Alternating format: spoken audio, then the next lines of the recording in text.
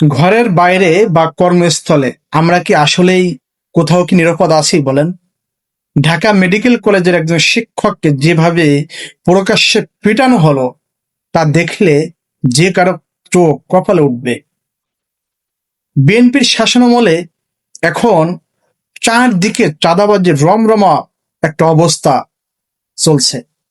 Doctor, শিক্ষক থেকে শুরু করে সাধারণ খেটে খাওয়া মানুষ কারো জন্যই যেন আজ নিরাপত্তা নেই। সাধারণ মানুষ এবং নেটিজনরা এই বিষয়ে বলছেন যে অপরাধীদের এই বেপরোয়া চেহারা প্রমাণ করে যে সমাজে আইনের শাসন কতটা দুর্বল হয়ে পড়েছে।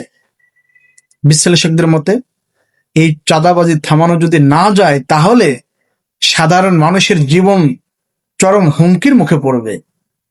দর্শক, আপনাদের এলাকায় চাঁদাবাজদের দৌরাত্ম্য কেমন দেখছেন কমেন্টে জানান এবং এমন সচেতনমূলক ভিডিওটি সবার সাথে শেয়ার করুন।